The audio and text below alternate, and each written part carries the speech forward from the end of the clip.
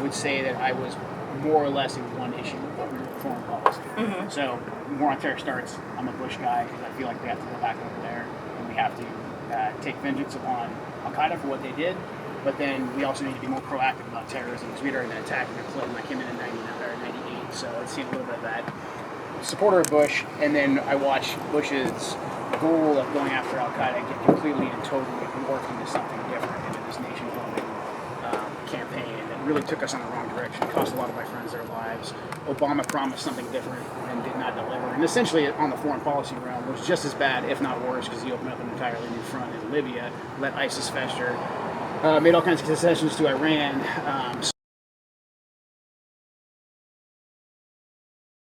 So I started speaking out on behalf of President Trump's foreign policy.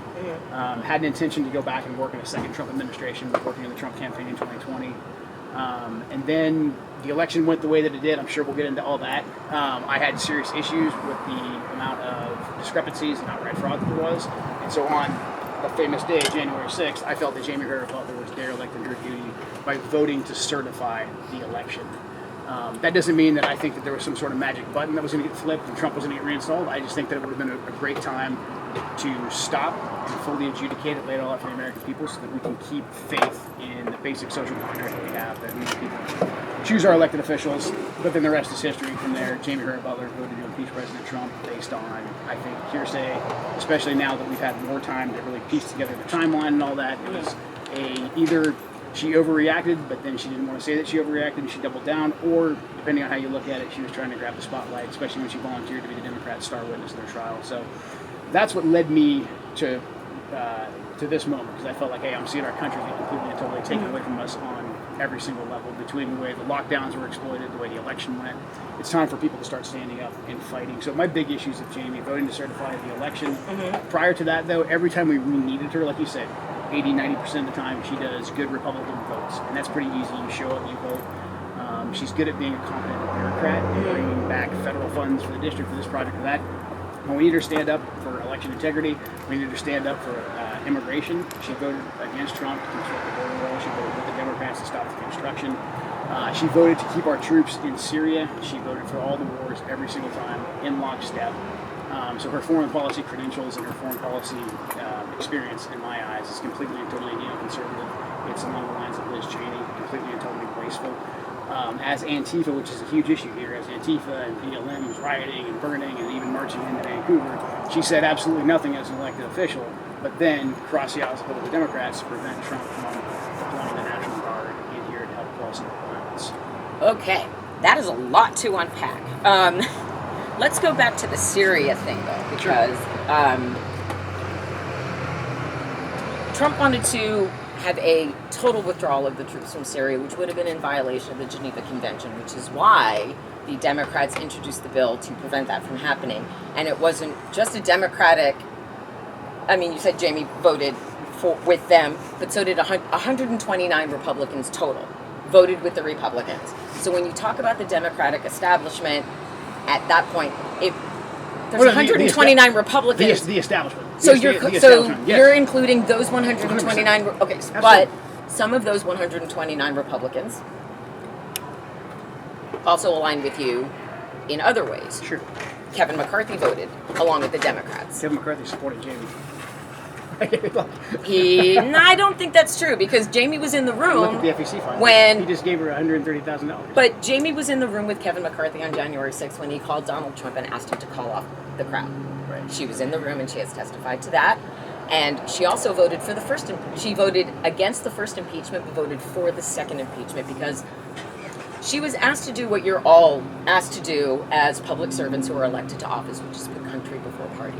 That's what she did on January 6th when she voted to certify the election, because she did not believe that there was any election fraud. To this point, there has not been any election fraud proven. Mike Lindell has tried. Everybody has tried. There have been all of those audits in Arizona. There have been recounts, in different places. Michigan has now popped their legal team.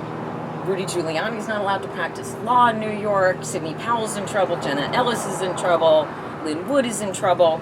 So, but yet the audits continue. Yet we have because you won't give up the fight. When you actually look at where there's discrepancies, the problem is, and where are the discrepancies? We can argue back and forth. We can argue about that. That's fine. So look at what's going on in Georgia, Arizona, Michigan, Wisconsin, Pennsylvania. You have massive issues of chain of custody. You have massive issues with difference in. But none of that has been proven. You've had almost 10 months. The problem is they've never been given. We have never been given a actual venue to adjudicate this. Every time it goes to trial, the judges won't hear it. They either say it's laches or they say it's standing. So we lack the venue. So right now, I don't think you lack the venue. You lack the facts. You lack the resources to prove that there was any fraud because it hasn't been proven in all of this time. So do you feel at this point maybe your energy is best served to say 2020 is behind us, we need to focus now forward because you have another election coming? So something that Brent Hendrich has said to me, Brent Hendrich is the Democratic challenger in this district. He is going to accept the results of both the primary and the general in 2022. Are you prepared to accept those results? He wants... In this state?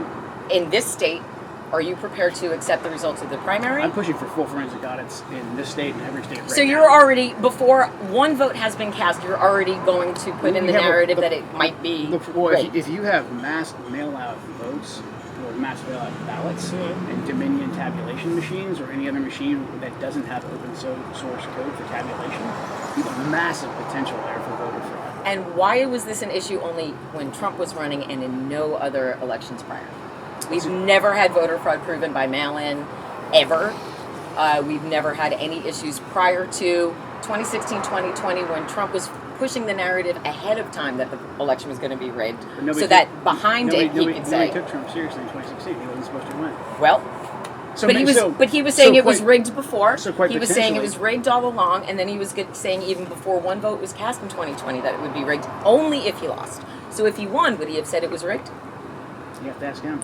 Wow. So here's the if Matt Gaetz won't give me an interview, I'm pretty sure Trump wouldn't either. Here's the deal. Mm-hmm. Why don't we just lay it out, and why don't we have a venue to once and for all put it to bed? We do. It was called the election, and 81 million. No. But that's not it. That's not it. But it is it because prior to Trump putting in the narrative that it's rigged, we have never had an election where anybody lost and said it's rigged and I don't accept the results. There hasn't been this many discrepancies across the country. That's because there has never been a candidate like Trump who has thrown a monkey wrench into the entire process.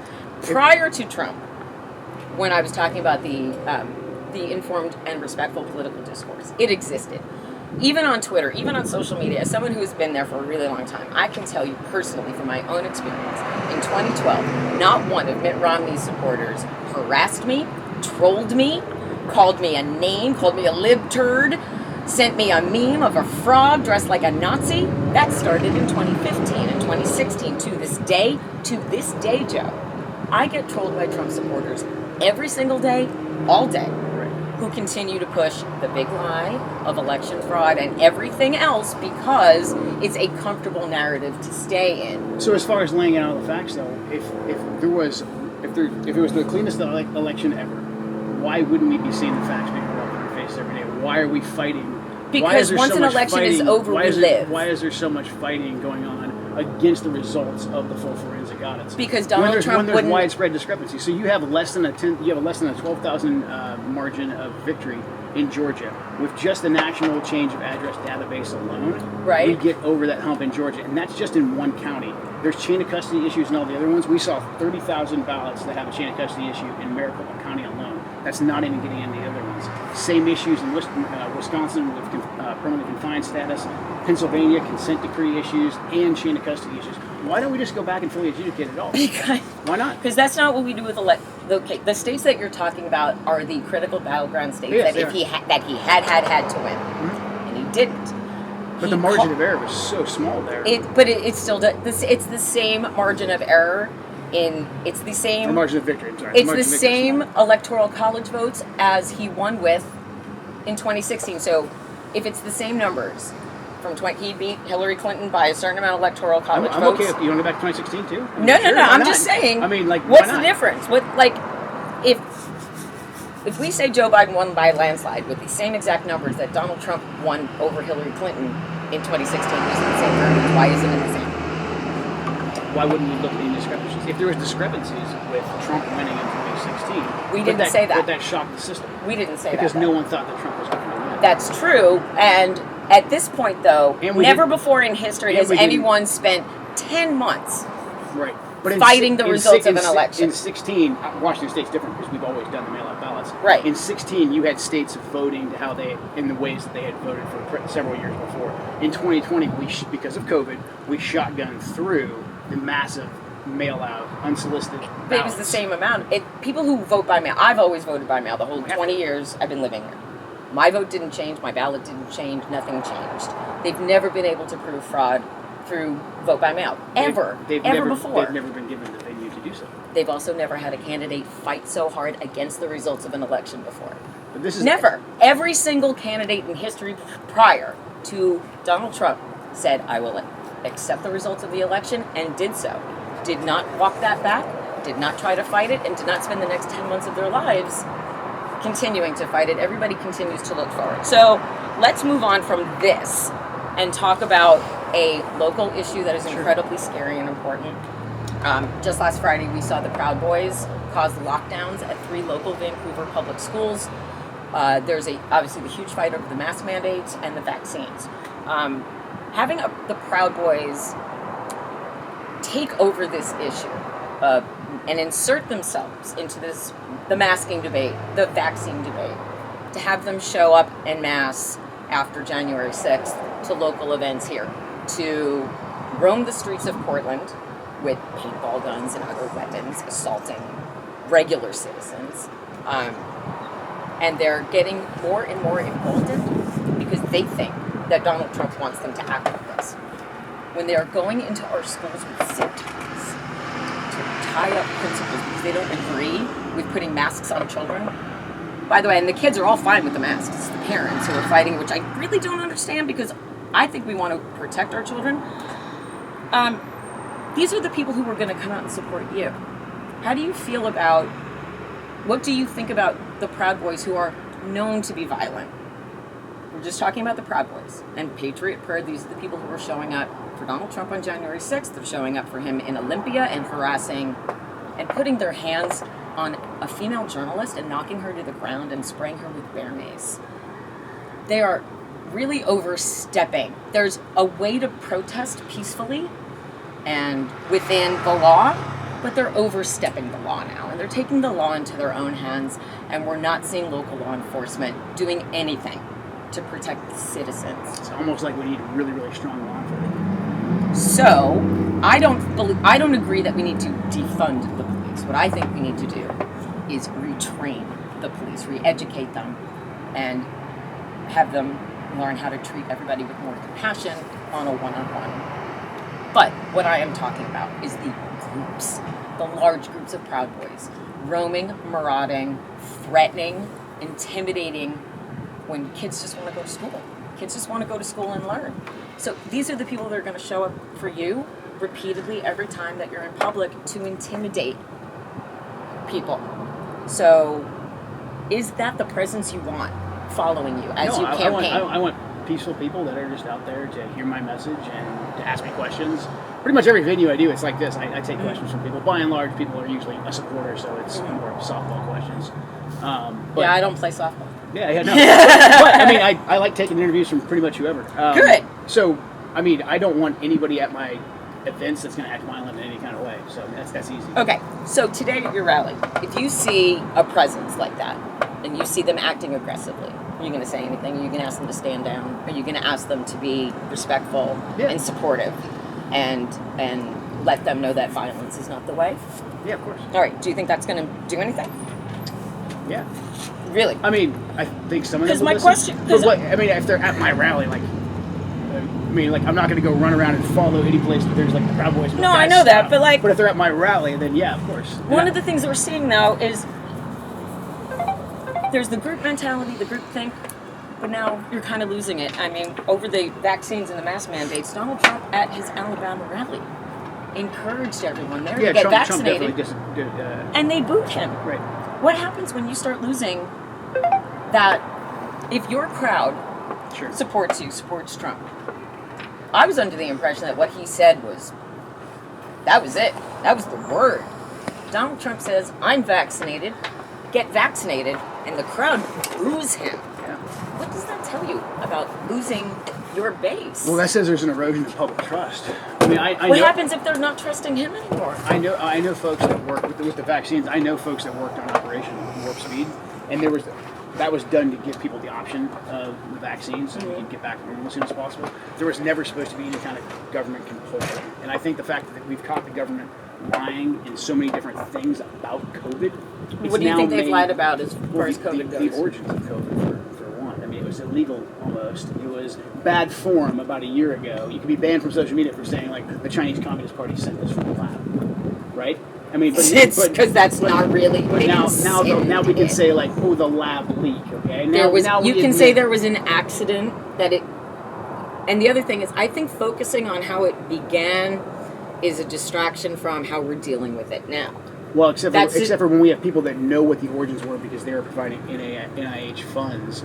They're the same guys that are supposed to be the ones giving us all the guidance. That's where the public trust breaks down. Because now we see most of it is Fauci trying to cover up for what he was doing with gain-of-function research. Well, you also have to understand that a virus changes and mutates, and when science changes and mutates, our reaction to it, the way we adapt to it, has to change. So it's not going to be one thing. I mean, this is always going to be a pen. It always should be used as a pen, but it could be used as something else. Viruses adapt and change. We have to adapt and change to it, just like as humans, we have to adapt and change things that happen, climate change, whatever else. The way those in power have gone crazy with these lockdowns, these draconian lockdowns, even some of the reasonable requests that have come, especially when Trump's like, I got vaccinated, I think you should get vaccinated, no compulsion whatsoever, I think you should. He gets booed because people have been living, especially in this state, under guys like Jay Inslee, who have just lock the economy down, taking away people's ability to send their kids to school, taking away people's ability to like open their business. But then at the same time, you see the elites on both sides of the aisle, how much they've gained, how much Amazon's gained, how much Walmart's gained. You look at the discrepancy between what has happened to the working class with their jobs and what's happened to the very, very wealthy. And so there's going to be a good deal of distrust in general. I think most of like the way our government is founded is we have to have trust in our elected officials. And so when you're saying like, well, people aren't even listening to what Trump's saying anymore. Like, well, yeah, because people are. He has compassion. What I feel is lacking from the other side is the acknowledgement that the Democrats can do anything good. We can acknowledge when a Republican does something good. I can acknowledge that Jaime Herrera-Beutler stood up and put country before party and voted for the second impeachment and told the truth about January 6th. I can also stand up and say I don't like the way she votes 80 to 90% of the time. I can say that I've seen her act compassionately. I'm capable of doing that. I think it's important to address the reality of what is right in front of us instead of trying to create a false narrative. I grew up in New Jersey in the 70s and 80s. Never once have I seen Donald Trump express anything that seems like compassion. Not even... I don't think you saw him in the circumstances that I saw him. Well, I did, because I watched him. I watched the footage of him. He's greeting people at Dover, and the three other times. Were you there in the room? I've never been in a room with Donald Trump, but I have certainly been watching him for quite some time. There's a difference between people like Joe Biden who've been doing this for years. He voted for the Iraq War. He voted for every single surge that we did. He knew. He's on record right now saying he knew what we were doing in Afghanistan in 2010 was absolutely a waste of time. While he was in power, he did absolutely nothing to get us out of there. He could have had us out sooner under the deal that Trump negotiated. And then he's just watching more flag draped caskets come off of the bird in How Dover. would you have... He's a career bureaucrat. This is just another day at the office for him. How would you have liked to have seen the withdrawal from Afghanistan go when, traditionally, America has never been able to withdraw successfully from a war we've lost? We look at Vietnam. We did not leave that country nicely. There was never going to be a great time, a great way to get out of Afghanistan, not with the Taliban still attacking our forces. So... if Trump had such a great plan, how come he didn't execute it before he left office? How come he didn't execute it before the election? So he attempted to. In the summer of 2020, the Russian bounties narrative, remember that resulted in another bipartisan vote to keep our troops in Afghanistan to prevent Trump from being able to pull our troops out. Trump, from a position, here's where I do agree with you. There was going to be no great time to leave Afghanistan. I've been saying for quite some time, the day after we leave Afghanistan, the Taliban comes back. whether that was 5 days ago or whether that was 15 years ago. That was going to happen. That's the history of that country. Anything else is just a neoconservative, neoliberal think tank fantasy engineered by the military-industrial complex to make a bunch of money off of. But a year ago, what Trump did leading up to that was he, from a position of strength, negotiated a deal with the Taliban that said, we are going to get our people out of here. You're not going to attack us. The results don't lie. We had over a year of no Americans killed by Taliban fire. We had some insider threat attacks, which speaks to the way that we watch this migrant crisis right now. But we had a deal because Trump negotiated that deal from a position of strength. He had just crushed the Islamic Caliphate in Iraq and Syria. He did that. He killed Abu Bakr al-Baghdadi. And then, as our embassy was attacked in Baghdad, he killed Qasem Soleimani and Abu Bakr. These terrorists, they were considered to be of such high status that Bush and Obama were scared to go after them. They messed up our embassy there, Trump killed them, and then Trump said to the Taliban, look, you know I mean business. I want our guys out of here. We'll get our guys out of here next year. Because that would have worked out favorably for Trump in the 2020 election. The military-industrial complex, the intelligence community, all leaked to all their little cohorts on both sides of the aisle to create this narrative that there was Russian bounties. This was part of the Russian collusion narrative, right? If Trump pulled out, this would have somehow been like some massive win for Putin.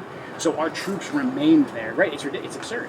So our troops remained there, and then after that, Trump negotiated a separate deal that said, hey, by May of 21, our guys will be out. Biden came in, if he would have adhered to that and not announced when he came in that we're going to push it to September 11th, he wouldn't have given the Taliban 3 months of prime fighting season. It's a mountainous country. They need that fighting season time to plan, and that's exactly what they did.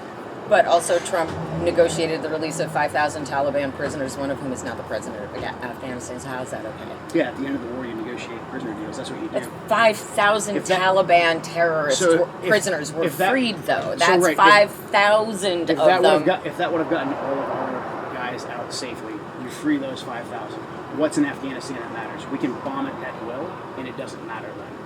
We let them go. We know where they are. They break the deal. Then we have a reason. The deal was always just a fig leaf to go back and strike anyone. But why were we negotiating with terrorists to begin with when America's not supposed to negotiate with terrorists? Why was he negotiating with the Taliban? We always negotiate. Why would he invite the Taliban to Camp David? We always negotiate with terrorists. But we don't invite the Taliban to Camp David. We don't do that. And we don't let Vladimir Putin sit at the Resolute desk in the Oval Office, and he let him do that. Do you know what the optics of Vladimir Putin at the Resolute desk with Donald Trump standing behind him? Not as bad as the optics of Hunter Biden making billions. Hunter Biden's not an elected official. Off of Ukraine. Hunter Biden is not an elected official. When he's flying on Air Force Two, those optics are pretty bad. Well, when you're the child of the president and you're not given... Hunter Biden is a private citizen. Donald Trump Jr., Eric Trump, Ivanka Trump, we could talk about them because they were all given some kind... I mean, Ivanka was made an advisor with no government experience. Donald Trump Jr. and Eric Trump and Ivanka are all being investigated in New York for the Trump... They weren't consultants for Burisma or the Chinese Communist Party. Neither was Hunter Biden. Anyway, let us move on.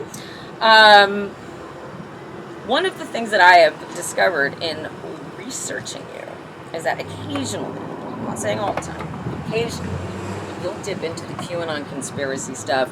You've got Mike Flynn supporting you now. He is Captain QAnon.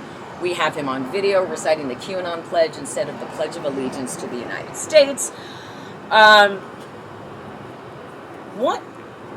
of the things, and I've heard you talk about the Save the Children. Which children need to be saved, and who do they need to be saved from? Any child that's in a bad situation should be saved from that.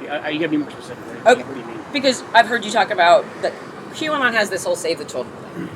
QAnon seems to believe that the entire Democratic Party is filled with lizard people that kidnap babies and drink their blood, and JFK Jr. has been hiding out in Pennsylvania for 20-something years, and all of that cuckoo banana stuff. Sure. But the thing about kids I find fascinating because Mr. Gates has an open investigation currently in Florida regarding his behavior around teenagers. It's not open anymore. There's an FBI investigation that Joel Greenberg is cooperating with the FBI right now. You can ask Matt Gates about that. But the person that made the accusation against him is now... But there's all of this stuff around kids. Marjorie Taylor Greene talks about it. All of this. You're all worried about pedophiles. There's a lot of Republicans who've been charged with a lot of sexual predatory crimes. But this QAnon thing about save the children. What is that? Like, you talk about if a child is in danger, what children are in danger, and who's endangering them, and what is it that QAnons think, or the Republicans think they need to be saved from? I feel like you got to be more specific. Like, give me something specific. Like you said. Like, because here's my issue with QAnon. Like, I had never even heard of QAnon before all the January 6th stuff. Really? The problem with actually probably leading up to January 6th, I had heard of QAnon. Because here's the problem with QAnon. There is massive amounts of fraud and legitimate claims of election fraud. A lot of the QAnon people go off on these rants about like secret firefights that happened in Germany and all this like comic book cartoon crap that distracted from very real work that was being done. So it's fine, people can have their internet clubs all they want, but they need to stay out of like the actual serious business of adjudicating the elections and coming up with strategies to take our country back. So did you just denounce QAnon then? Yeah, sure. Okay. That's easy. I mean, but like people who believe in QAnon also support Donald Trump, also support MAGA. That's you. Trump also said get vaccines, and everybody booed him. So I mean, people think for themselves. Everybody makes their own decisions. Okay, that's okay. Sure. All right. So, what would you say is the Republicans' number one obstruction in regaining seats in Congress at this point? Because these midterms are going to be vitally important. All of these seats up for grabs. We're seeing some redistricting in Colorado that might impact Lauren Boebert's run. She's going to go up against Joe Cruz if they do that. What's the number one obstruction right now? And like, I'm seeing a lot of GOP governors under fire for their COVID stances, like Ron DeSantis, and what's going on in Texas with Greg Abbott. GOP is in a defensive position right now. People are angry about in the way you're trying to impact women's health care, and you're taking away rights from women. So do you see that as, like, maybe that's your biggest obstruction, what's going on with that? Because government shouldn't, if you're going to use the position that government shouldn't mandate the vaccines, and they shouldn't participate in the vaccines, why do you think it's okay for government to tell a woman what she can and cannot do with her own body, because they don't do it to men? You're speaking about abortion, obviously, right? I'm speaking about women's health care. I'm speaking about government not interfering in anybody's body autonomy, male or female. If you and I decided we wanted to get an elective procedure, you wanted to get a vasectomy for whatever your reasons were, literally no one would stop you. Right. Your doctor would discuss with you your options, as women do when they go for an abortion. Yeah. But your doctor would ultimately not stop you. It is your decision, because it is your body, and what you do with it is your choice. Right. So, what makes you different from me as an American taxpaying citizen? Why is your medical decision yours? My medical decision is not mine. And then you equivocate that with mask wearing. Are you talking specifically about abortion? You're jumping all around here. I'm not really. I'm trying to draw that direct corollary, because Republican stance is big government should only do certain things. Sure. But then you are micromanaging women's health care. At the same time, you are trying to micromanage mask and vaccine and all of that. But it's all connected, because it's all connected through health care. So, if your position is that vaccines should not be mandated, masks should not be mandated, then why should the government mandate anything that goes on inside my body, when it would never mandate anything that goes on inside of yours? I don't think they should. So you believe in a woman's right to choose? Not around abortion. So no, I don't think you should be able to do abortion. Why? Because that's not your body. Yes, it is. It's inside my body, and it has a heartbeat. It's not at conception. It does not have a heartbeat, and it does not have a heartbeat at 6 weeks, and it does not have a heartbeat at 8 weeks. It normally does not have a heartbeat until between 9 and 11 weeks. So that would maybe be the earliest that you could talk about heartbeat, and that it has a being, has a soul, if you want to. But the law in Texas is antiquated beyond. It removes all body autonomy from all women, all of them. When men are the source of 100% of pregnancies, you cause 100% wanted or unwanted. We can't do it by ourselves. Even if we went to a sperm bank, Sure. still need the sperm. Right. Can't magically make a baby without you. Right. Why is there no onus on men for unwanted pregnancies? There's none. I think there should be. You think there should be? Okay.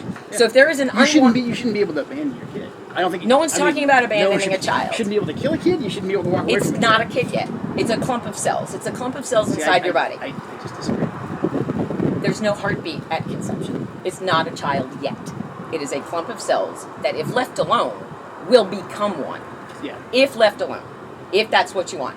So, Right. I'm just going to speak from my personal experience. I am the mother of 2 grown boys. I have never had to make the choice, and I'm grateful that I never had to make the choice Sure. of whether or not to take a pregnancy to term.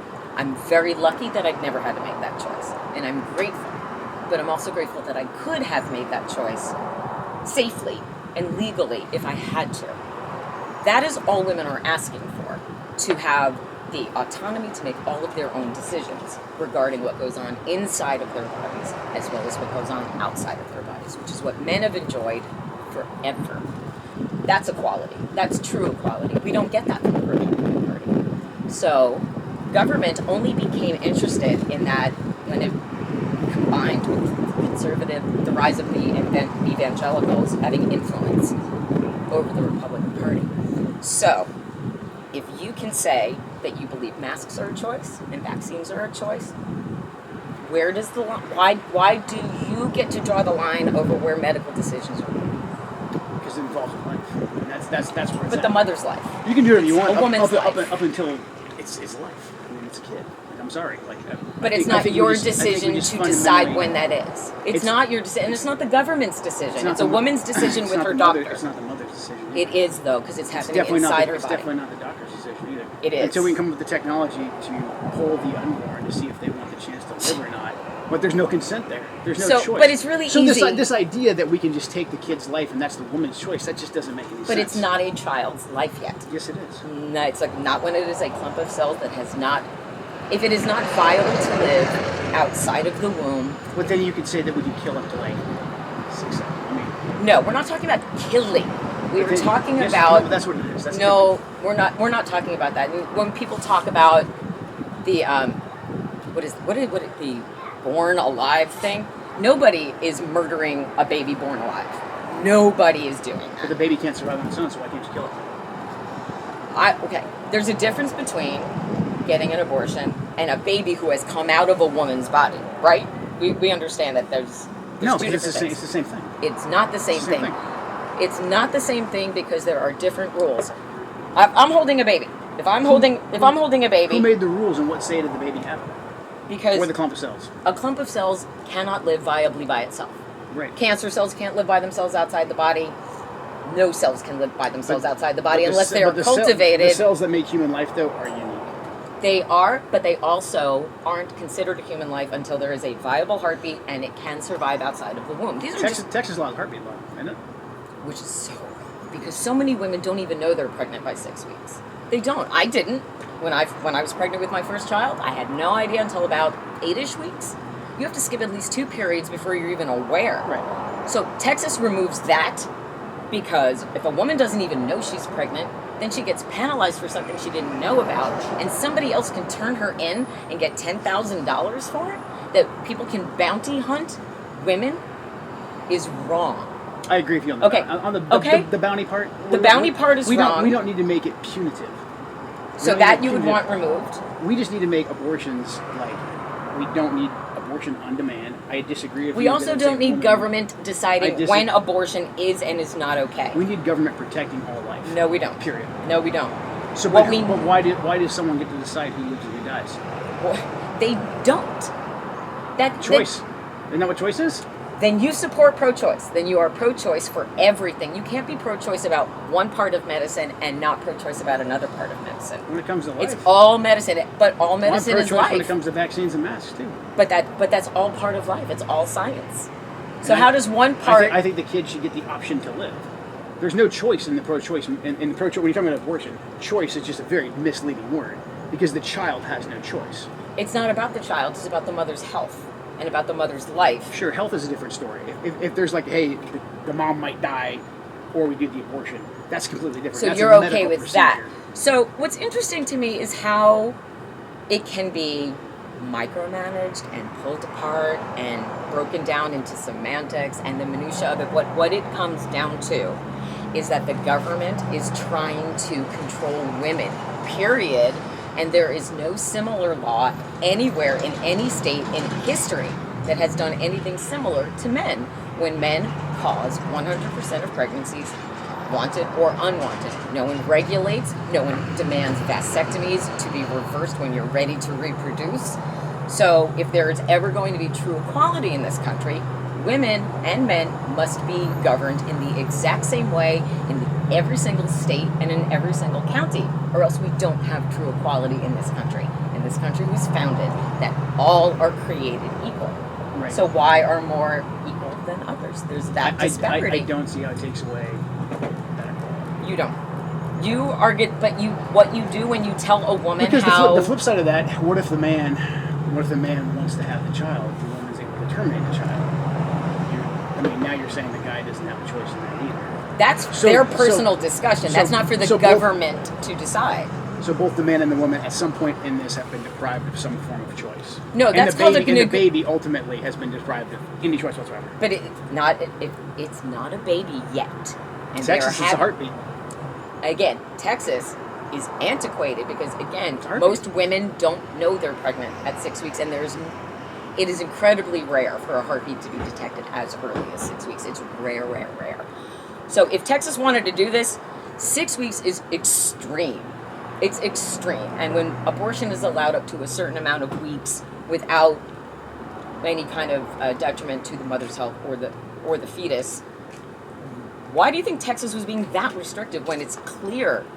Like, science is on the side of the mother. And to call women host bodies is also really disrespectful. Because no one calls them man. I ain't calling it host body. No. But the former Republican congressman from Florida that's starting to be a narrative that women are being called host bodies. That we're just supposed to be vessels to birth, like in The Handmaid's Tale, and we're not being seen as humans who contribute to society, which is the essence of The Handmaid's Tale, which is why people are making those jokes about Texas. So, just getting the essence, you are for personal choice when it comes to masks and vaccines. You are against personal choice when it comes to abortion. I'm against abortion. You're against abortion in any situation? I disagree with this choice narrative. Okay, but you are okay with abortion if it would impact the mother's health? If there's some scenario where like the mom is going to die, and it's save the baby, save the mom.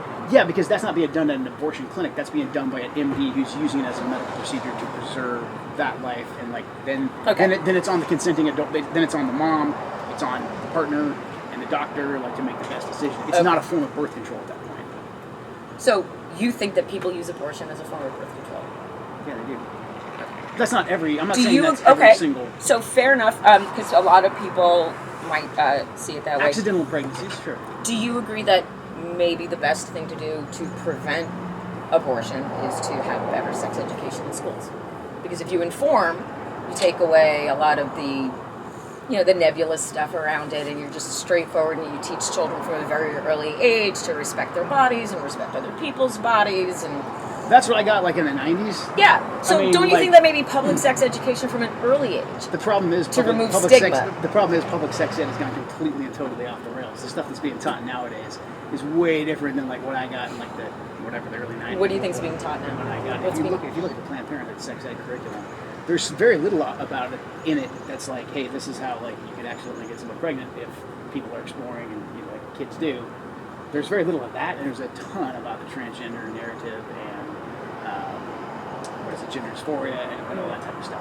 There's a lot of messing with different gender roles. There's a lot of messing with different pronouns and all that type of stuff. And I think a lot of it's has a very different political agenda. Okay, but going back to the transgender community, do you recognize transgender as valid? Like a valid life. If someone introduced themselves to you and said, my name is Jamie, and I'm a trans. Sure. Not Jaime Herrera-Beutler, but my name is Janie, and I'm a trans woman. Sure. Would you see her as a woman? Yeah. And you would not misgender. You don't. If I did, it'd be accidental. Okay. So, but here's the thing: if I meet someone individually, they say, "Hey, call me this." Okay, fine. That's fine. As a basic respectful human being. You Okay. know, Good. I would. That's what I'm asking I would for. do that as far as like massive amounts of like government projects and concessions and stuff like that. I do think there's an issue there. Great. Leading to that, I know that there is here in Vancouver there is a Democratic challenger who is a trans woman. I don't know that she's going to get very far. I think your biggest challenger, should you make it through the primary, your challenger would be Brent. But I'm curious about the other challenger. We have another challenger to Jaime Herrera-Beutler, who's Heidi St. John. She's MAGA like you are. She's maybe a little bit more, I think, Christian conservative leaning. But I do know that you had an agreement that whichever of you got the endorsement from Donald Trump, the other would drop out, put their resources behind the other, and be a united front so that you could get Jaime out of there and get your candidate. Heidi's not doing that. Right. So, what happened? Good for Jaime. What happened? Yeah, it is, because the two of you are going to be fighting each other, and Jaime can kind of hang back, which was not your intention.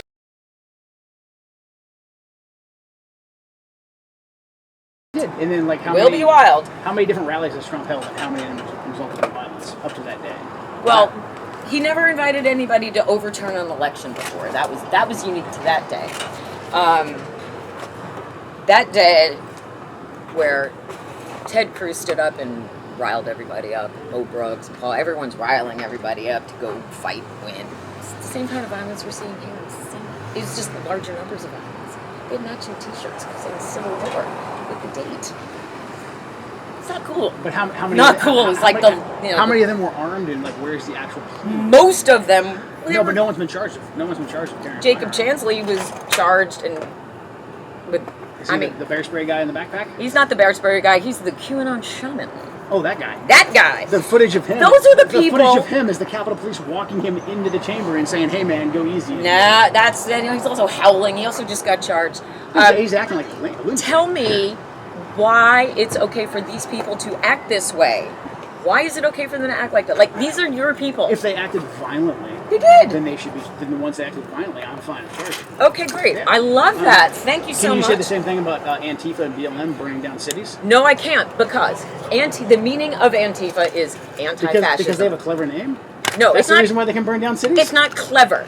It's a real word. Anti-fascism. Okay. If you are not against fascism, Then you don't belong in the then- United States. Then you can burn down cities? No. You can destroy Nobody's Portland? burning down cities. You can, yeah. I live here. I live My here. parents still live downtown. I live here. Yeah, I've been down Portland Plains. I've been down- The downtown is destroyed. I mean, By the riots, the downtown's destroyed. Come on. it wasn't just one group of people down there. And Trump sent in his federal people who were unmarked officers who were throwing people in the back of unmarked vehicles and disappearing them off the streets. That's also not okay. Where are they now? Are they in, like, Gitmo? I have no idea None of where them those got people charged, if anything, because the say DA this. is all back down. Ted Wheeler is completely inept. He is not doing a good job. I honestly don't know who can come in and do anything about Portland, but Portland is not unique. Every No. city is seeing a rise in violence. Every city is seeing a rise in homelessness. We're losing law and order. We're losing resources. I believe that the police force needs more funding and better training. I also think that we're in big trouble DAs because have to start prosecuting people. what we need is someone who can step up and really run Portland, and it's not Ted Wheeler. So I don't know who it is. I really don't know who it is. Definitely not the crazy lady that ran against him. It's nobody right now, and that's the problem. That is definitely a problem. It's a Definitely huge agree. problem. Even Sam Adams coming back and trying to Right. break back in, I don't see that as being something that's going to help in the long run. Yeah. We don't have another Vera Katz. We don't have another Barbara Roberts. Yeah. You know, Portland was awesome then. right.